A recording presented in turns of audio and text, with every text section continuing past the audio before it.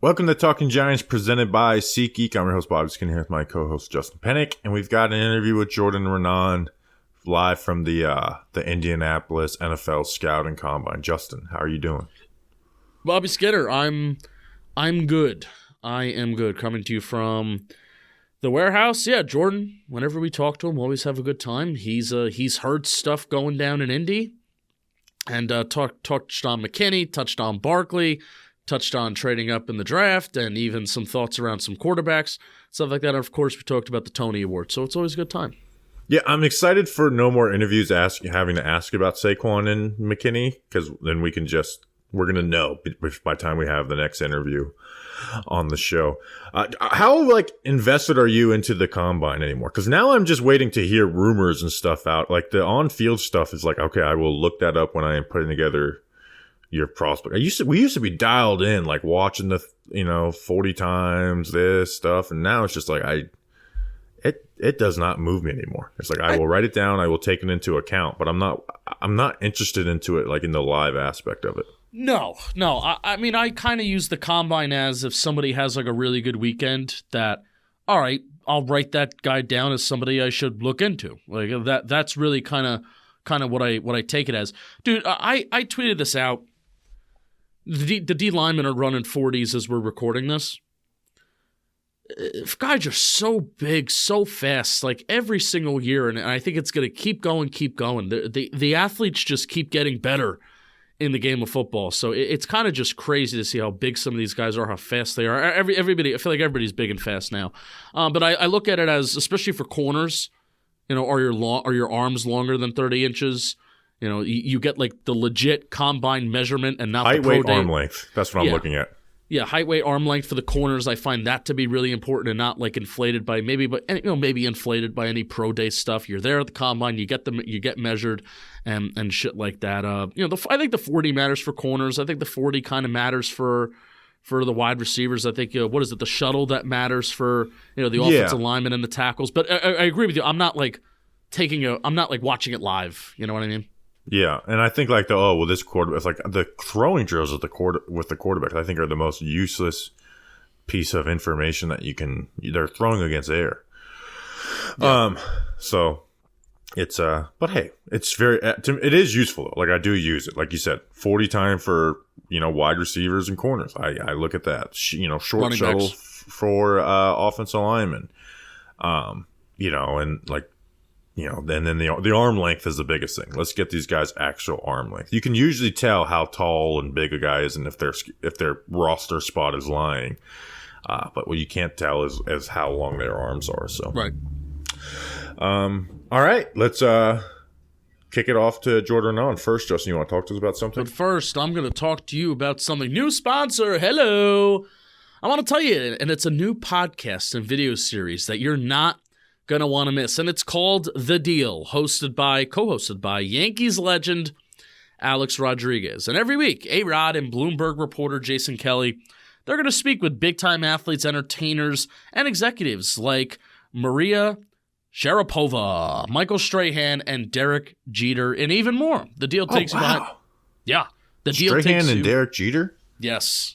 I would love to get in a room with those two guys. I know. The Deal takes you behind the scenes into the world of sports, media, and entertainment and dives into the wins, losses, and lessons learned along the way. I mean, Alex Rodriguez is just genuinely – he is, especially as he's retired and, he's kind of cleaned up his image, like one of the more interesting people in the world and what he's done in business and what he's done in life. And yeah, the lessons learned along the way. Certainly that feels like a theme that A-Rod has, and I admire him for it. So check out The Deal, co-hosted by Yankees legend Alex Rodriguez. And from Bloomberg Podcasts and Bloomberg Originals, you can listen to The Deal on Apple, Spotify, or wherever you get your podcasts. So listen to this, go listen to The Deal, and you'll be glad you did. Derek Jeter. All right, and here is Jordan Raanan of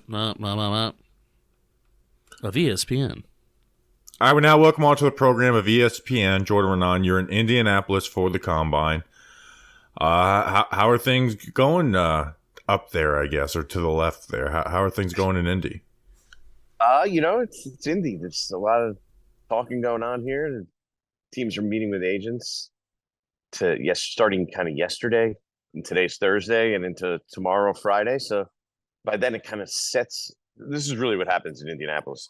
I even had a team told me like they don't even basically care what happens on the field with the prospects. That's not even a big part of the evaluation anymore.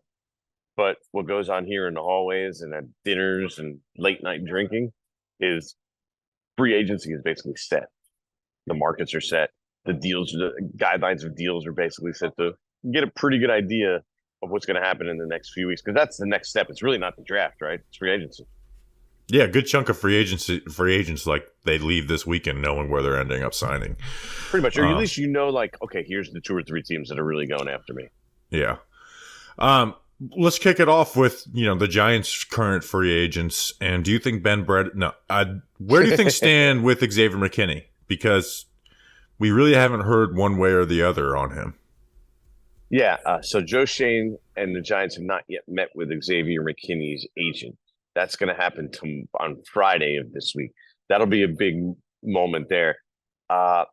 Here's what I feel like I know so far with Xavier McKinney. The Giants want to keep him, right? He's a 24-year-old good player. It's hard to let 24-year-old good players go. But he also wants to get paid a lot of money, right? He's the kind of guy, and I spoke to someone today who's, an executive, and he told me he's a really good player. I could easily see him getting into the teens. 13, 14, $15 million a year. So 16 million. So that's kind of what his range is. I'm not sure the Giants really want to go there. The transition tag, as we know, is something that's been dangled out there. I think it's a tool that the Giants could use in this situation to maybe suppress the market a little bit. It could scare off some teams, right? If they do use it, knowing that they're there to match, and it could be just a waste of their time. So I don't know. I feel like they want to bring him back, but only kind of like they also don't want to stretch and really, break the bank for him. So you said the transition tag was floated out there, and obviously that probably was floated out there on purpose. Do you think that that's an actual tool, the tool the Giants would pull the trigger on? Because it would be only the 4th time in 10 years that it's been used. I think it is possible because, like I said, he's the guy they want to bring back, but also are a little weary about paying him a lot of money for a variety of reasons, right? He's had some questionable moments over the years, right? Well, let me ask you that. There have been some things there. Yeah, go ahead. He threw shade at the pass coaching staff. He had the ATV incident. He had the comments about the offense after the Miami game and then the wink running. How do they view him besides as a player? Like, they obviously don't view him as like, goody two-shoes, which is fine, but do they view him as someone who might become more of a headache down the road? I think that's definitely part of it. I'm not saying they think he's going to be a headache. I think that there is at least a thought of, all right, what happens after we pay this guy? Is it a problem to give this guy all this money, right? Then what are we going to get then? Like super outspoken Xavier McKinney. Once you get paid, you feel like you have more clout, right? And naturally, Xavier McKinney being able to speak out all the time might not be the best idea, Bobby. Yeah, it's just like, do they have any words that he may be someone who spreads dissent? Because he's had run-ins with coaching staffs. That's what I'm saying. It's part of the concern. It's possible. Is. I know there's people in the organization who do have some concern, and that's why I say I don't think they really want to break the bank for it, because that's part of the risk of it, that there is some concern. But at the same time, I do think that what overrides that is they know he's a really good young player, and they're not in a position to let really good young players walk. Yeah. Is there anything to say about, I think he's inevitably just going to be better, box score stuff and maybe even on the field stuff than he was under Wink Martindale. You could say that about a lot of players with the box score stuff with Shane Bowen. Does that influence the Giants and Joe Schoen at all to get this done any more than we were if Wink Martindale was the defense coordinator, that he could thrive a little bit more under Bowen? Or does that not really matter right now? Maybe, but I think he's the kind of guy when you're talking about Xavier McKinney, he's a guy who's versatile enough that they view him. He's just a really good player, and he could be good in any system. Like he was good in wing system. Like this might have been his best year, right? I mean, 2021 might have been his best year. I'm saying we could at least make the argument this was his best year. Yeah, he played really well. This year. He played really well, and especially in the second half of the season after the first few games. Yeah, and in 2021 he played really well too, but I think he played at kind of a similar level, but that defense allowed him to get more of the box score stats and Shane Bowen, like safety versatility is a big part of. But once you're paid, does it really matter? Like the box score stuff? Well, for the Giants it does. I mean, if he's making an impact, it's not that important if he catches an interception that the quarterback overthrows by 5-10 yards. You know, he's sitting back there as a deep safety. I think the main thing is that it'll be easier for him and more natural to do it under Bowen's system versus Wink Martindale. That's not really something that you are thinking about because I think playmaker versus preventer is a phrase that I kind of throw around with him. So yeah, Bobby, you got it. I mean, I feel like there's well. Here's the thing: you said they don't want to stretch. Are they? But are they fine letting him walk if his demands are $16 million per year? Like, will they eventually just stretch out and do it? I think they will. My opinion is probably because, like I said, I really don't think they feel like they're in position. They know they're meeting with agents, right? The Giants, right? As we speak, as I sit here and speak, they're meeting with agents. It's just like an endless row of meetings that are set up. I've spoken to a bunch of agents who they already had meetings. Like their spiel when they sit down with these guys is, we have a lot of needs, man. It's like we have a lot of holes to fill. Like that's where we are as a roster. So to let a really good player go, we didn't even talk about Saquon yet, right? That's another one.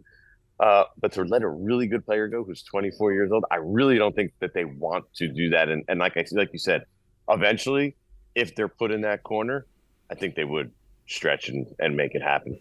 What do you guys think? I would be willing to go up to the Jesse Bates contract, even though he's not as good as Jesse Bates because of that. He's 24.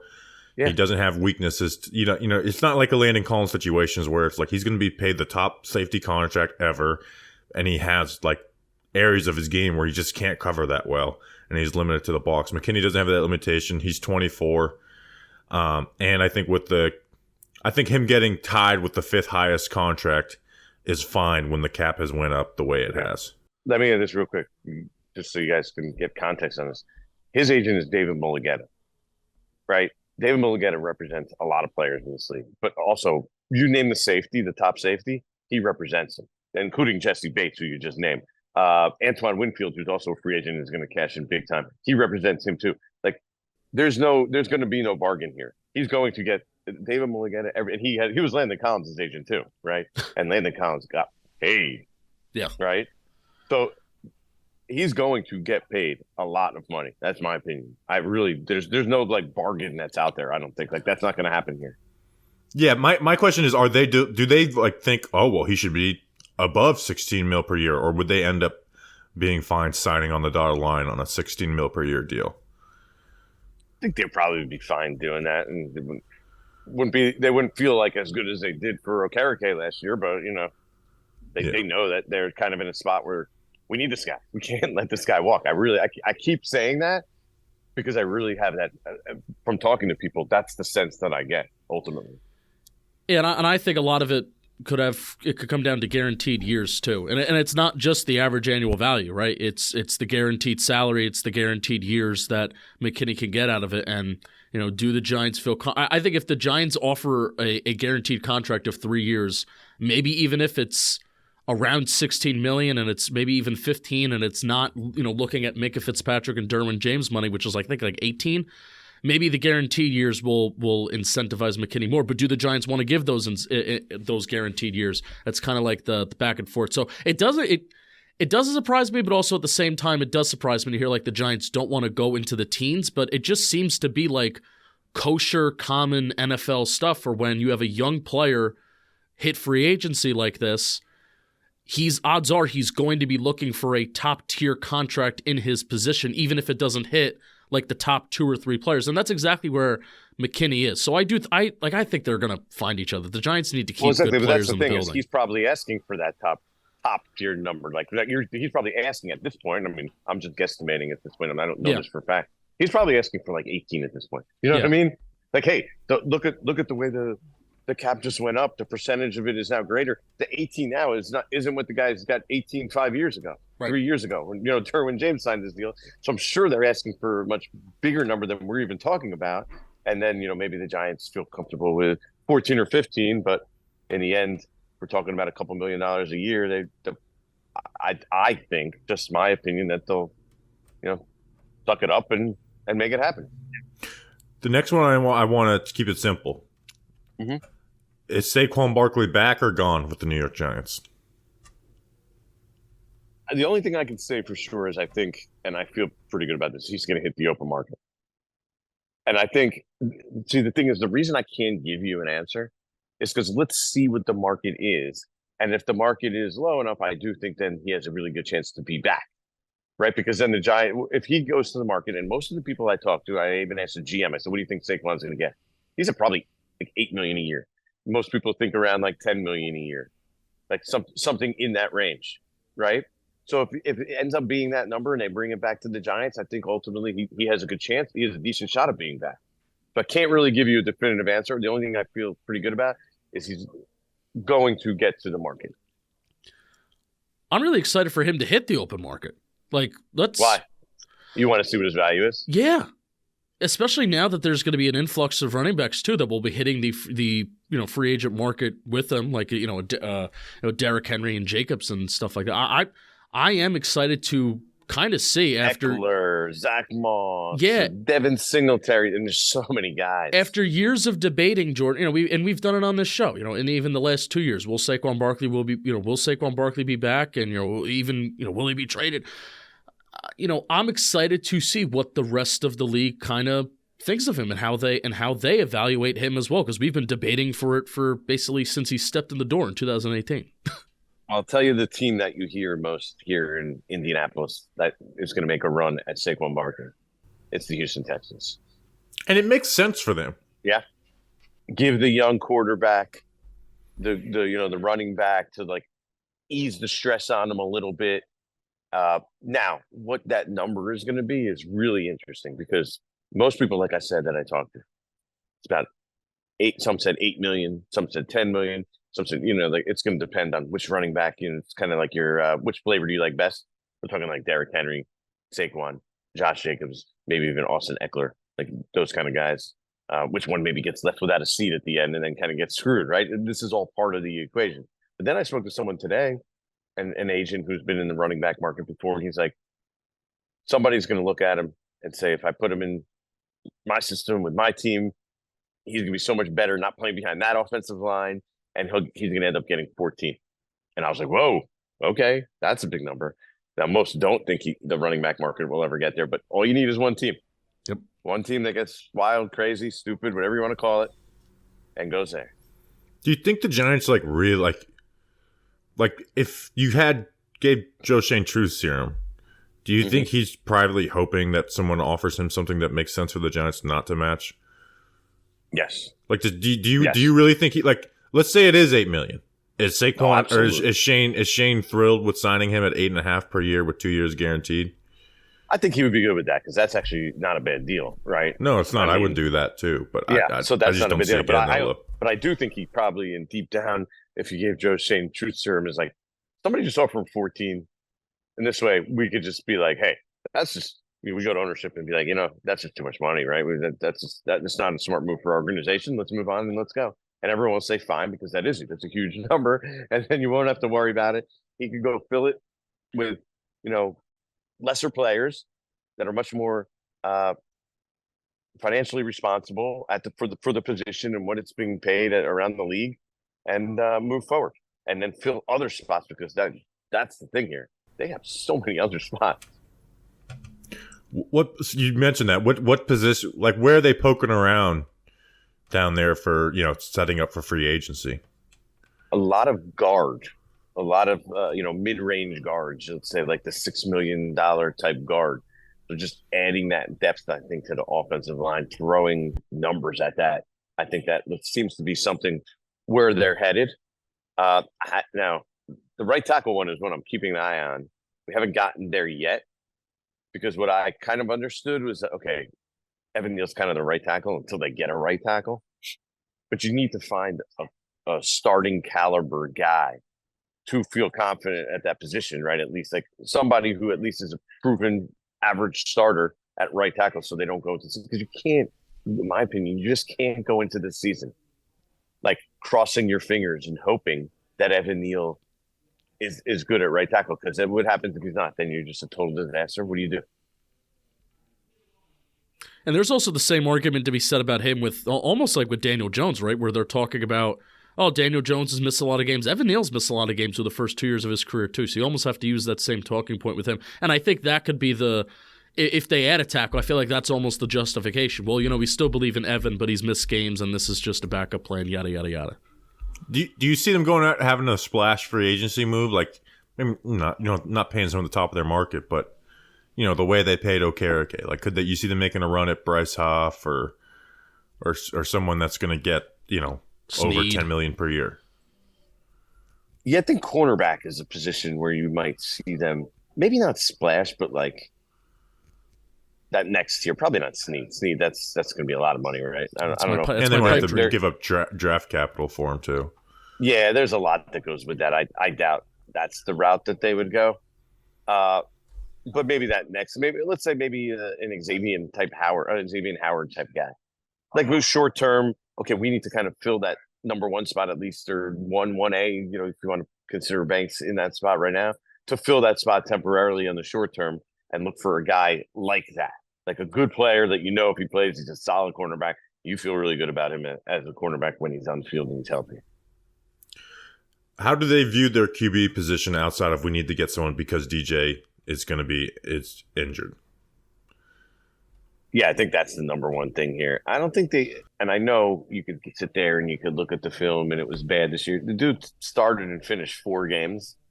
I really don't think the Giants changed their opinion of Daniel Jones because of 4 starts that he made it from start to finish behind a really bad offensive line. Like, they still think under the right circumstances and conditions that he could be a really good player. I do think that. I 100% truly believe that. Now, do I think that the general manager and the coach want to risk their professional future around building around a guy with 2 neck injuries and a torn ACL in the last 3 years? The answer to that is no. Do you really think it's like the injury is a big part of this? Like, say Daniel Jones played slightly better throughout the season, which he probably would have. We all know Daniel Jones is not as bad as he looked last year, but there was things that showed like, oh my gosh, some of the issues from 2022 that they built around. They built around it because of his limitations, pushing the ball down the field and stuff. Like, they don't see what like Tyrod did with Slayton and Hyatt's ability and look at like, man, we really need to go upgrade this position. Like, there's no more urgency. Like, they built the Daniel Jones contract to probably do that after 2 or 3 years. Well, like, they don't have that was more the compromise, urgency. right? That was the compromise. Daniel Jones got the money. They got the flexibility. If things went wrong, and guess what? Things went wrong. Very, very wrong. Like, everything. He played poorly. He got injured twice. Seriously, right? A neck injury is always serious, in my opinion. And then the torn ACL. So twice he got injured seriously. And I agree with you. So here's the thing with the Daniel Jones contract. Yes, I agree with you that they do look at it and say we probably need better quarterback, because the hope, you're always projecting when you're signing guys from the deal. Like you said with Xavier McKinney, you're projecting that, hey, maybe he could possibly get even better. They were hoping that Daniel Jones could continue to improve, right? Yeah.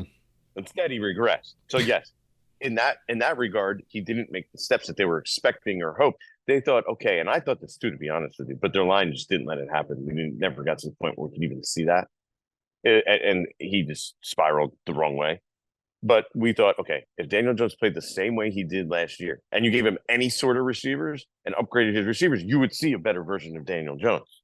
And we just never got that. And so, yes, there is a concern that maybe he isn't continuing on, because year one under Dable and Kafka in this regime, he definitely, ascended and he played significantly better. The hope is that year 2, he ascended continued to play better. That obviously did not happen. I know, like, a lot of the comments, mostly like free agency stuff, in terms of the stuff that you hear. But in relation to quarterback, in relation with the draft with trading up, usually it's around this time, maybe middle of March, early March, that the teams that the big trade ups that we've seen in the past happen. And, I was reading, I think Pat Leonard mentioned something where Joe Schoen was on the side talking, kind of like, at least in my mind, kind of hinting at maybe that won't happen, and that timeline of middle of March, early March won't happen because, number one, you need to know what the three teams in front of you are doing. And then number two, and this is the bigger point with Joe Schoen, he kind of likes to get his hands on guys, as Dave Gettleman would say, like meet these guys, the top 30 visits. We know that he takes that really seriously.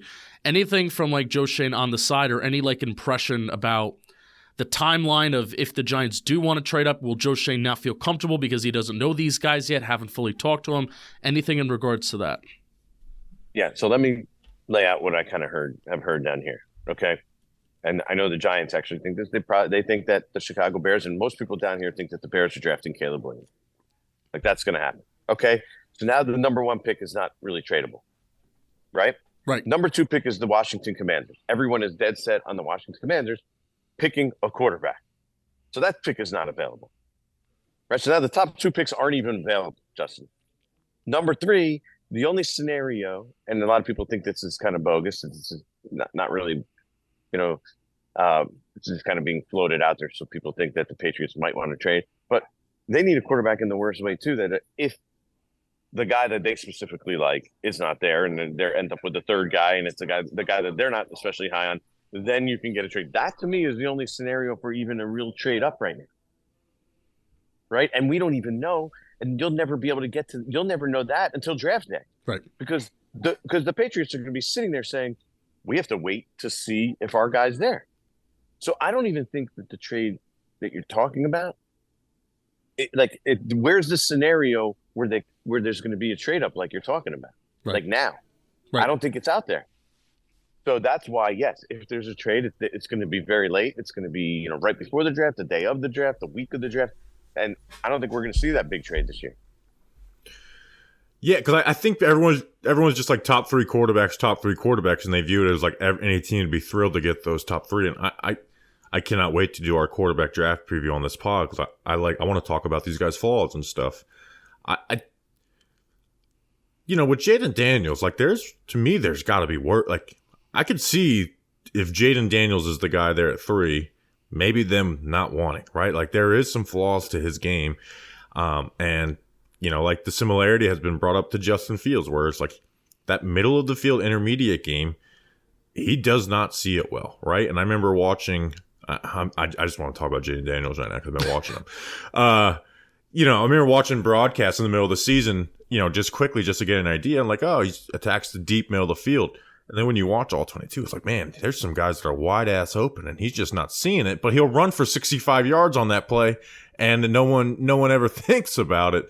So and the comparison that's like been the guy who's used the middle of the field less is Justin Fields, right? Who has all the talent in the world, all the arm ability, all the running ability, but he's not. The Bears are going to take a quarterback now because he's not good enough. So, Bobby, the guy, when I talk to people around here, like the executives, the scouts, that when they look at the Giants, they're like, I could see Drake May being the one if he's there. Like, that's their guy. Like, that's their guy. Like, Eli's training him. Eli needs to train his ass to say, I'm not playing for the number 32 rated, facilities, team personnel, Washington Commanders. Athletic. I don't think that's going to happen. Big, athletic, like there's just a lot to like there moving forward. And I think like if that's the guy where I think if they was at 3 and let's say for some reason the Patriots didn't like him, I can see the Giants being like, we got to go get this guy. That seems to be the consensus about people here in Indianapolis, like who know them. So, like I can see that being their guy. I know it's kind of old news at this point, but this is what's not old of it. Do you think the Dable-Kafka relationship is mended or at least in a better spot? Yeah, they gave him a makeup. They gave him a makeup present, Bobby. They promoted him and gave him a raise. But okay, yes. so if he doesn't call plays, is he going to be like fine with all He's that? not a malcontent. He know. First of all, for his own professional future, he kind of has to play this right? I mean, so there's a lot of reasons. And first of all, I'll say this about Mike. So I know I spoke to people in Seattle who were in there and sat in on the interviews, and he spoke highly of the Giants and Dable in the situation. Like he wasn't going to, even though I've heard from other people, like he clearly wasn't happy with how everything went down, and losing play calling in the middle of the game to the quarterbacks coaches. I mean, I can't think of a bigger slap in the face than that. Yeah. Think about that for a second. Like I tell people that happened, and they're like, "Really?" Like coaches on other teams are like, "Wow, I've never heard of that." Like, it's a quarterback's coach. It's his underling. This is Kafka's underling. Took over for him in the middle of the game. But I don't think it's anything to worry about moving forward. Really, I don't. I think they'll be able to work together. But here's the one thing that I have heard, and that like it's clearly not Mike Kafka's offense. It's Brian Dable's offense. Like that's been clear the whole time. The plays are Brian Dable's plays. Everything is This is Brian Dable's offense. Mike Kafka is there working as the offensive coordinator, so that he can do that one more year. I don't know for sure. I actually didn't ask, but I'm sure he didn't sign an extension. Right, he's going to give himself the ability next year. Could you guys find that out? Because I desperately want to know that, and it's like the thing we never find out about is coaches' contracts. Can you? Like, it's tough. Most guys won't really want to say that, but I'll do my best. Actually, no, I think we have a chance of finding it out by the end of the week. And it definitely because that's huge because that could be like, hey, this is a 1 year. Let's make this work one more year, and then we go on our own merry ways, type of thing. Or you got to assume that is like you really don't. You have any doubt that that's the way it is? Really? But then it's not truly mended. How are you going to truly mend it? You think they like Kafka like loves him and just going to forget? Well, give him. And he forgot that he pulled play calling from him multiple times last year. Well, like that doesn't just go. You can't just completely, well, not completely, but like if you said happen, not completely, but you be like, hey, I'm not. You are the play caller. This is your offense. Obviously, I want to be a part of leading offensive meetings, but you are the play caller, and I will. And if I decide to strip you of that, I will just fire you and not play games. Of nobody this. is willing to admit to that or talk about that yet. And Joe Shane flat out said that we haven't had that conversation yet. You got to talk to Dable, which obviously is not true, right? Yeah. Do you think Dable's calling plays? Of course, you had that conversation. The fact that they won't say that, yeah, I mean, it makes me think, yeah, he probably is. Yeah. Leaning that way, right? But Mike Kafka in return got an assistant head coach title and more money. That's my opinion. Don't know for a fact. We'll find out, I'm sure, at some point. And the Giants are grooming him to be a leader and a head coach, and not an up-and-coming young offensive play caller that those usually become head coaches. What can I tell you, Bob? What can I tell you, Justin? Yeah. Is there any surprise? You. We expect Mark Lewinsky to be cut. And all at the end of the day, is there any like chance that they like cut their losses on the Darren Waller part of this or explore to see if anything's there? Because, like betting on him to stay healthy would be a bad bet at this point. And like, I don't think they view themselves as a compete today as they did last offseason. Do you think there's anything with that they would explore, anything with him, or is he kind of set in for this year?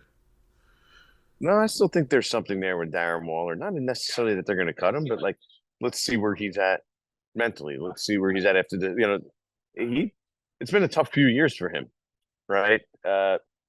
What's his desire to come back? Is he going to grind and be that guy? Like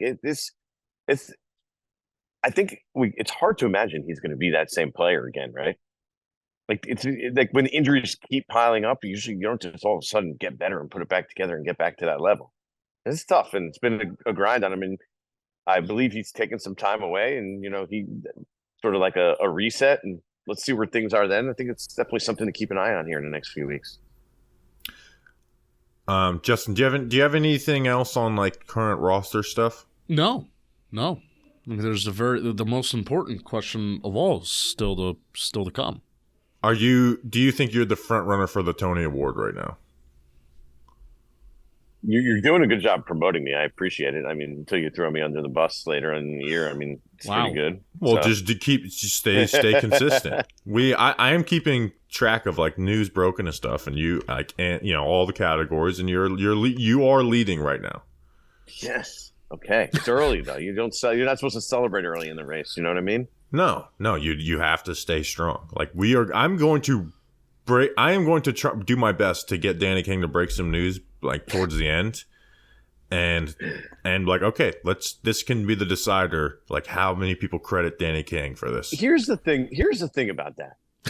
It's like I'm working and I'm busy on the day of the game. Like, I know we had talked about this before. I didn't know, we both knew about it, and I didn't know you were going to give it to Danny King.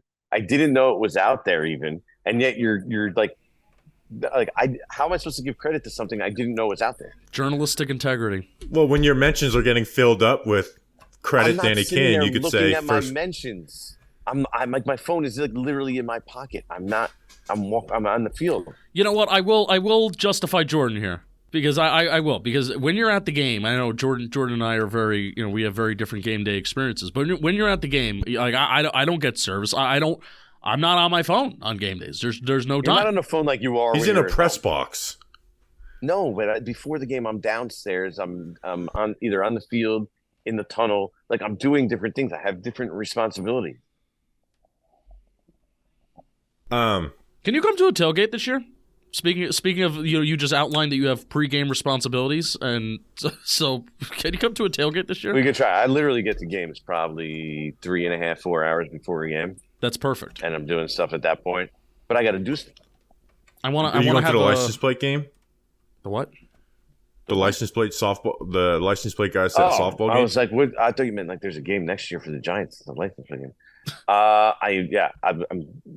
can't fully commit to it because it's a tough time of the year for me. Like my daughter goes away to camp, and I don't know if it's that day or the day after or whatever. So, but I'm going to try. I try at all costs to get there. So that is a good experience, and I actually enjoy it. There's a ton of guys that I like seeing because I've covered a lot of these guys over the years, and it's a good experience. You've never been to one, have you?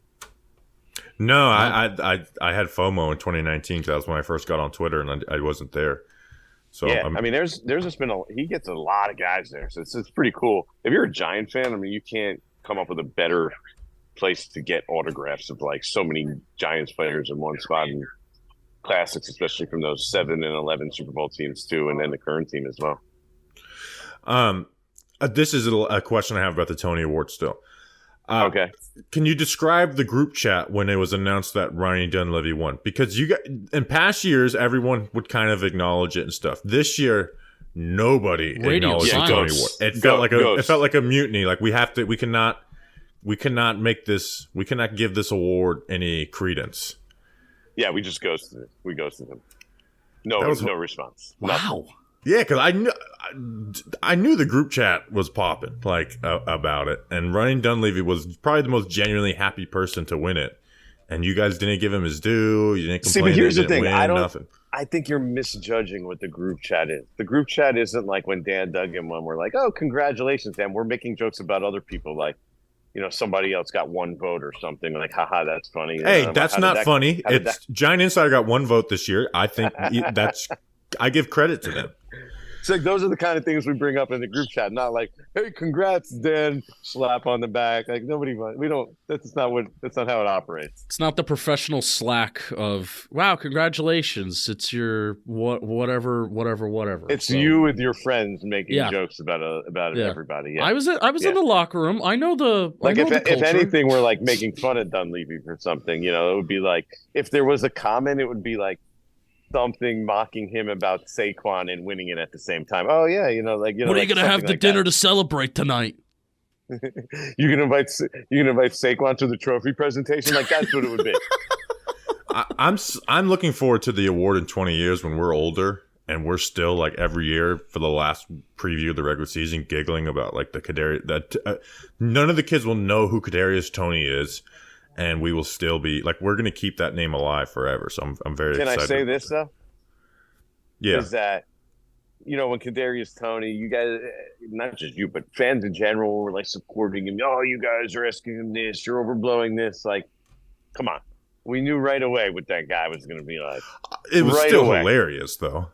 He was like, it's undeniably hilarious to watch his press conferences. His comments in retrospect are even better. Like, if you go watch some of those press conferences, they are. You got $1? Wasn't something like that? Yeah, he said, "You got what do you want? What do you want? You want $1?" I think he said that to you because when you asked him about like not getting any playing time, I'm pretty sure it was Daryl Slater. It was Daryl. Well, the best one ever. We still bring that up. That's one of the jokes that'll come up on the group text. Yeah. So you want $1? The best. I want to go back and watch it because it won't be as funny now looking back at it, but in the moment, the one after he had the Media Some Clowns Instagram post. And he just, for 15 minutes, was just laughing at everything you guys said and saying funny things. And I was just like, I can't believe that this is a fucking real press conference right now. Yeah, it really was. It's like, what a hilarious lunatic that this guy is, which he is. But I wish he was on Twitter still, because those were always fun. Can I crowdsource you guys for a second back to the actual Giants for a second? Yes. Knowing what I just said to you guys about the trades being tough to come by, like with the quarterback, like what do you think the solution is at this point? I don't think there's an easy solution. I think they're going to spend money on a backup in free agency. And depending on who that backup is, Daniel Jones will be the starter. If he doesn't play well, he might have a short leash and they reevaluate it. There's no easy answer, and I hope the answer isn't taking the fifth or sixth quarterback off the board either. I know you're against that, but here's my thing. Okay, first of all, it's their job to evaluate quarterbacks, right? That's how they're going to make their money in their career. They got to make the right choice here. The likelihood is there's the top 3 guys. At least one of them is probably not going to be very good, right? And then there's the other 3 guys. One of them's probably going to be a stud. Their job. What do you mean by stud? Like Lamar Jackson was drafted 32nd in that 18 draft. But that talent's not there, though. There's no one with that talent. Patrick Mahomes was drafted 10th. So I agree with you on that. Whatever it was. You know what I'm saying? I'm just saying, so maybe Bo Nix is that good. Who knows? Maybe Michael Penix is more athletic than people are giving him credit for, because at one point, before he had all the injuries, he actually was really athletic. Like maybe Washington just decided, hey, we're just going to make you sit in the pocket. Like this is the best way for you to succeed and be good right now. But maybe he does have that in him moving forward. I don't know. I'm just creating. There's maybe we don't. JJ McCarthy is such a huge projection anyway. Maybe it's in there. We haven't been able to see it yet. Like, I got to really watch McCarthy. They're good. They're good prospects. Think about it. They're not bad. They're not. They're really pretty good prospects in just a really good quarterback year, where the top 3 guys are like dynamite. Like Drake May and Caleb Williams, we knew about last year were going to be the top 2 picks. And this is why I feel like it's so difficult for quarterbacks, Jordan, because you're not just okay. Yeah, they could be good prospects, but how many you could be? Again, you could be a good prospect, and they could be like, sound decision, sound process, and everything. And then how many quarterbacks just flop because it's the hardest? It's like one of the hardest positions in sports to get right. And there's like five of them that walk the planet Earth that are elite at it, right? And that's maybe a little bit, that's maybe generous at times. So that's why it's so difficult. Where it's like, as a fan, it's like I don't get. It's like, oh, they could feel like they have something in Bo Nix or Michael Penix, but like as a fan, it's like, well, odds are like these. It's so hard to do. It's just really hard to do, and there is no easy solution. The solution to just the Giants right now, it's just the Giants just need to add good football players. Like that's just priority number one. Like you can overcomplicate it with quarterback this, quarterback will fix this, quarterback will fix that. I mean, I feel like I'm rooting for a quarterback to come, but I mean they also just need to add good football players up and down everywhere. So that's why this was the first time I was ever like openly said I want to tank, right? Because they actually had a chance to be up there, where. And it ended up playing itself out. Usually it ends up playing itself out and the worst team. Now, when Tommy DeVito became the starting quarterback, I did not envision a 3-game winning streak at all, and that happened. You were so mad. You were so mad. I see. Yes, you were. No, mad. Not really. Like I was. You wanted to bench him. for Tyrod in your heart. Well, here's the thing: as I wanted, I through all of that, I was like, Tyrod's a better quarterback. I think Tyrod should start. So yeah, I wanted to tank, but I also like I never forget that like this is real life with people's jobs on the line. Right about what? That Tyrod was way better than Tommy DeVito, which we all. Well, knew. He is. I know he is. As I said, we all knew. That wasn't the point, though. We know that. Never debate. That was never really debatable. Anyone who knows anything. Well, Brian Dable started DeVito over him. Yeah, because they were winning, and like you said, the season was over. Oh, I don't want to do this. Yeah, I got agita. Nothing gets me more aggravated, and there's really nothing that triggers me about like football discourse anymore, except for backup quarterback talk, because it's just everyone misconstrues it at all times. All right, Jordan. Let me add this. My thing about the draft and the quarterback, of why I think even trading back into the back half of the first round is actually a good option. I'm a big believer, and I've said this for years. If I don't have that star quarterback, which the Giants might have a serviceable quarterback, they clearly don't have a star quarterback. Like this, I don't know. That argument is not even out there to be made. I would just keep taking shots every other year at quarterbacks until I get that guy. Now, I get it. Your odds are a little lower when you're drafting after the top 3 in this draft. But keep throwing darts at it, because when you don't have it, you have no chance. And to me, the idea isn't, okay, let's just build a competitive team. How do we have to build a championship caliber team, a team that can win a championship. The only way to do that in today's NFL is pretty much to have a star quarterback. So keep throwing darts at it. Yeah, I'm not throwing darts at Michael Penix. All right, that's an interview, not an episode. That's an interview. Jordan on ESPN. Anything coming down the pipe on Breaking Big Blue? No, I gotta sit down later today and draw out the outline, and we'll have one out hopefully Friday of this week. I thought about sending this to you to see if I could find it. It was a very funny. Where is it? Hold on. Give me 15 seconds. He's got nowhere to be. Yeah, where are you going to dinner tonight? I don't have a plan, but I just had one of my guys send me a text and say we're going to go get a drink soon. So you know how your podcast has like sound effects, and they can be loud sometimes. The super loud one. Someone made this, and it's like Breaking Big Blue. It's like experience. volume level 8 gazillion. Yeah. Hold on. You're gonna blow out our ears. The Giants need to find a way to trade up in the draft. NFL. That sounds like he sneezed. NFL Turkmeisten. I'd watch that like 20 times. The Giants let me need hear to it find again. a way to trade up in the draft. It sounds like a sneeze to me.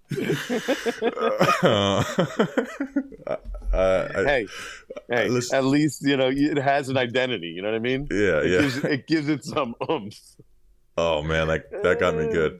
All right, appreciate you coming on as always. I'm sure we'll talk with you sometime after the draft. That sounds good, guys. All right, thank you, Jordan Raanan, for joining the show. Justin, we'll be back on Tuesday.